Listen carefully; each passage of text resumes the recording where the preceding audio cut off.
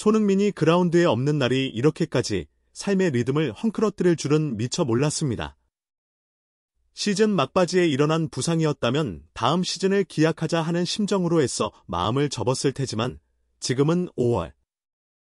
토트넘이 유로파리그 트로피를 눈앞에 둔 채 마지막 직전에 선 이 결정적 순간에 손흥민이 빠져있다는 현실은 축구를 사랑하는 우리에게 너무도 낯설고 쓰라린 시나리오로 다가옵니다. 그동안 우리는 손흥민이 트로피만 들면 되라는 주문처럼 되뇌며 온갖 난관을 견뎌왔습니다. 카라바오컵 4강 탈락, 핵심 자원의 줄부상, 프리미어리그 순위 하락, 거듭된 전술 실험 실패까지 모두 결국 우승컵만 들어 올리면 되는 거야 라는 슬로건 밑에 묻어버렸습니다. 손흥민이 영광의 주인공이 되기만 한다면 그의 찬란한 트로피 세리머니 한 장면이 토트넘이라는 클럽의 역사를 새로 쓰리라 믿었으니까요. 그가 받은 조명은 단순히 메달목에 건 슈퍼스타의 스포트라이트가 아니라 월드클래스라는 단어와 동시에 확증될 운명의 불빛이기 때문이었습니다. 하지만 만약 손흥민이 달리지 못하는 가운데 토트넘이 우승컵을 들어 올린다면 이 이야기는 완전히 다른 결말을 맞게 됩니다. 분명 클럽의 첫 유로파리그 우승이라는 위대한 업적일 텐데도 축포가 터지는 그 순간 팬들의 사랑과 감격은 어쩐지 반토막이 된 듯 공허하게 울릴지 모릅니다. 우리는 팀의 캡틴이자 역습의 화신, 그리고 무수한 기록을 갈아치운 토트넘의 얼굴 손흥민이 트로피를 번쩍 들어 올리는 그 그림을 원한 것이지 손흥민이 관중석 혹은 벤치에서 박수를 보내는 장면을 꿈꾼 적은 없었습니다. 손흥민의 커리어를 떠올리면 그 불운의 역사는 너무나 길게 이어집니다. 포체티노 체제의 챔피언스리그 결승, 무리뉴 시절의 카라바오컵 결승, 콘테의 짧지만 뜨거웠던 도전자의 봄까지 결정적 무대가 다가올 때마다 팀의 불안정한 전술, 잔인한 일정, 동료들의 잦은 부상과 미묘한 판정 속에서 손흥민은 늘 최전선에서 고군분투했습니다. 시즌마다 숫자로 증명되는 괄목할 만한 공격 포인트에도 불구하고 트로피라는 한 글자가 빈칸으로 남아있는 탓의 평가는 언제나 무언가가 아직 남았다는 아쉬움과 함께였습니다.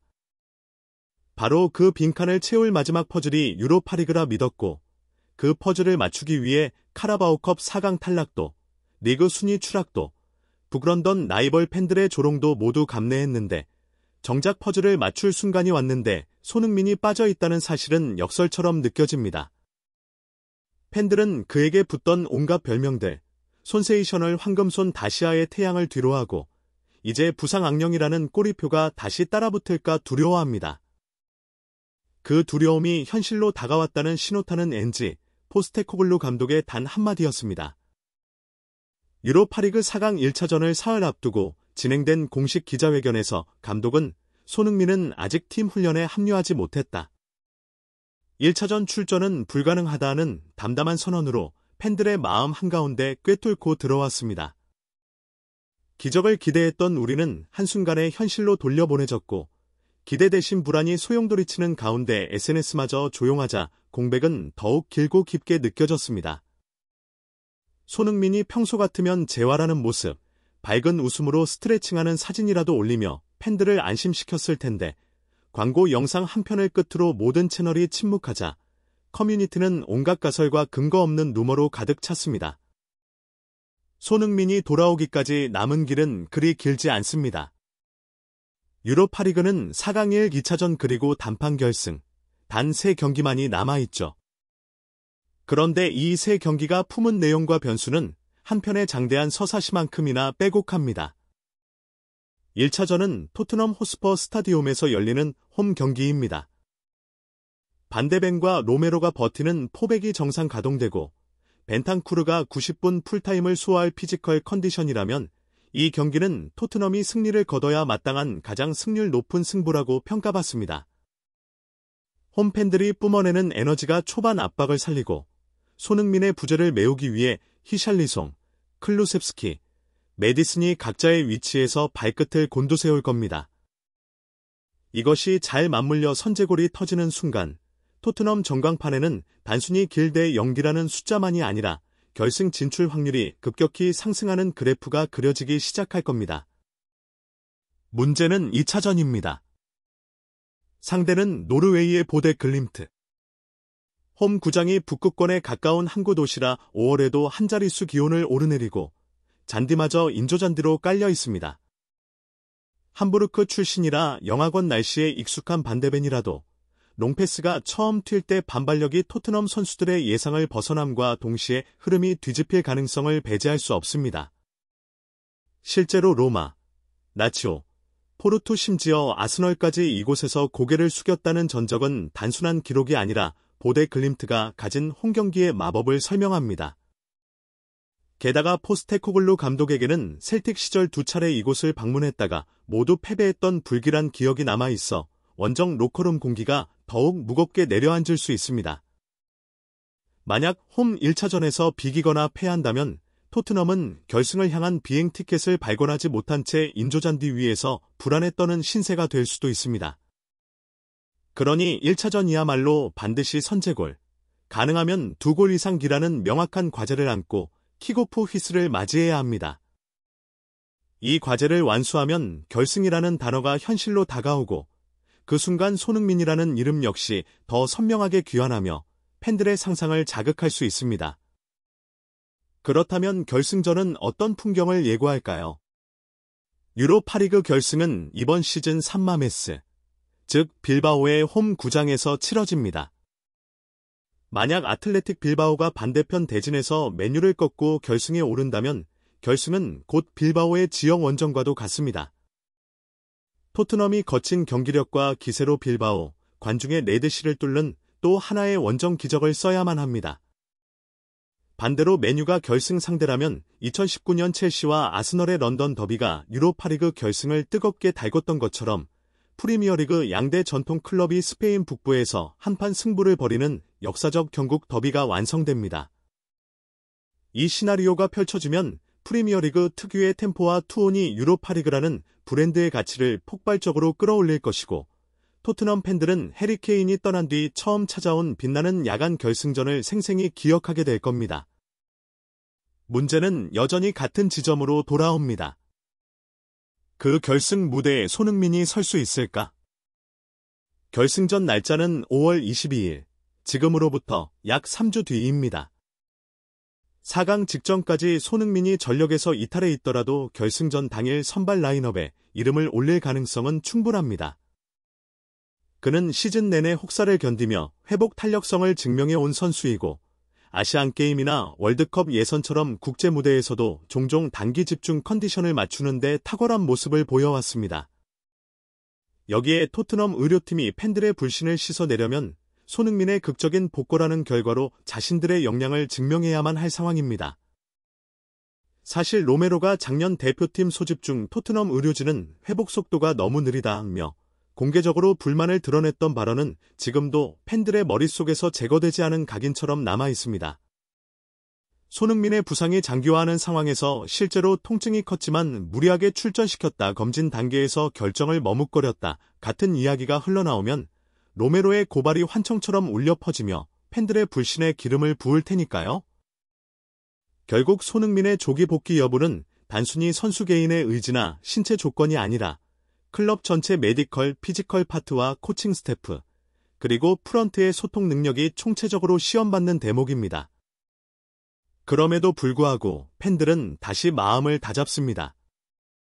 지금 포기할 수 없는 이유는 분명합니다.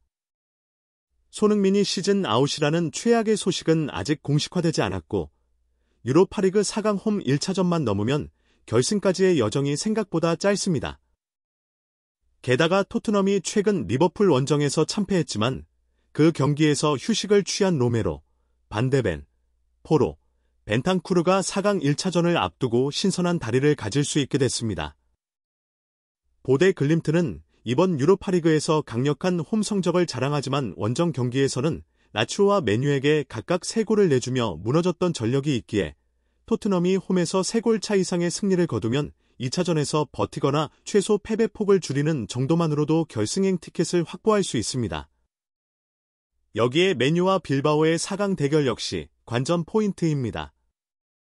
토트넘 입장에서 민감한 지형적 이점을 제거하려면 맨유가 빌바오를 눌러주는 편이 나을 수도 있습니다. 빌바오가 홈에서 결승을 치르면 관중의 압도적 응원은 물론 판정에서도 미묘한 기우기가 발생할 가능성을 배제하기 어렵기 때문이죠. 포스테코글루 감독에게 다행인 점은 맨유를 상대로 지난 2시즌 동안 5경기 무패, 그중 4승 1무라는 호조를 보여왔다는 사실입니다. 따라서 결승에서 맨유를 만난다 해도 토트넘이 전술적으로 크게 밀린다거나 심리적으로 위축될 이유는 없습니다.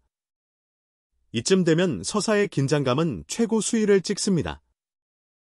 손흥민이 인스타그램에 올릴 다음 게시물이 무엇일지, 어느 순간 기자들이 그는 개인 훈련을 시작했다고 속보를 띄울지, 혹은 4강 1차전 종료 직후 클럽 공식 채널이 손흥민, 스페인 결승을 위해 카운트다운 같은 제목의 브이로그를 올릴지, 팬들은 초 단위로 새 소식을 탐색하게 됩니다. 이 기다림 자체가 이미 스토리텔링의 일부가 되고, 시간이 길어질수록 결승전 당일 손흥민이 그라운드의 모습을 드러낼 때 터져나올 환호와 전율은 배가 됩니다. 상상해 봅시다. 5월 22일 스페인 빌바오, 산마메스의 밤 공기가 아직 서늘한 시각. 라커룸에서 손흥민이 파란색 UEFA 패치를 스터드 위로 고쳐붙인 뒤 마지막으로 자신의 주장 완장을 단단히 조여매고 문을 나섭니다. 터널을 지나 손흥민이 모습을 드러내자 멀리서도 한국어로 손흥민 이름을 외치는 천둥 같은 함성이 터져 나옵니다. 그 함성은 한국의 새벽 시간을 밝히며 TV 중계로, 커뮤니티 실시간 채팅으로, 그리고 길거리 거리 응원 영상으로 퍼져 나갈 겁니다. 킥오프 휘슬이 울리고 경기식의 초침이 첫 바퀴를 돌기도 전에 손흥민이 역습 상황에서 전매 특허 같은 대각선 침투를 시도합니다. 한 번의 접어차기, 한 번의 속도 변화, 그리고 특유의 왼발 인프런트 킥으로 골망을 흔드는 순간 우리는 해리케인 시절에도 보지 못했던 토트넘의 우승 시나리오를 현실로 마주하게 됩니다.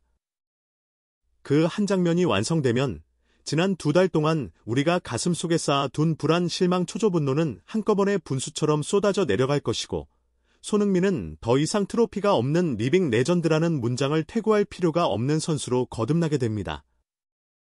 집중된 조명 아래 트로피를 들어 올리는 손흥민의 얼굴 위, 오랜 시간 붙어있던 월드클래스 증명 미완이라는 꼬리표가 자연스레 떼어져 사라질 것입니다.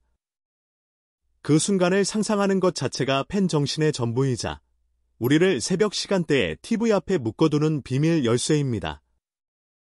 그러니 5월 2일 새벽 4시, 유로파리그 4강 1차전이 시작될 때 우리는 불안을 꾹 누르고 손흥민의 빈자리가 만든 전술 변주를 꼼꼼히 지켜볼 겁니다.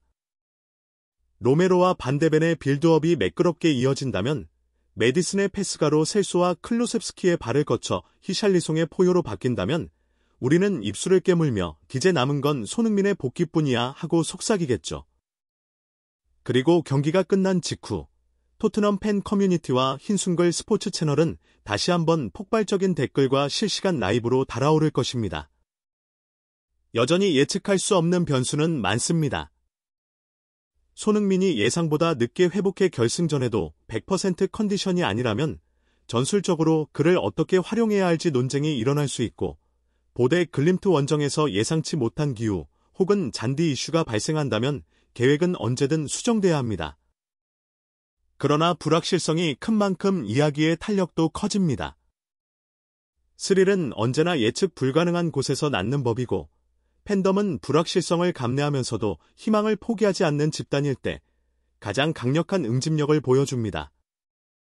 조금 전까지 맨유팬, 리버풀팬, 첼시팬이 인터넷상에서 설전을 벌였더라도 손흥민의 극장골 영상 하나가 업로드되는 순간 댓글창에는 국적과 클럽을 초월한 박수가 이어지는 것이 바로 축구가 가진 힘이라는 걸 우리는 여러 번 목격했습니다.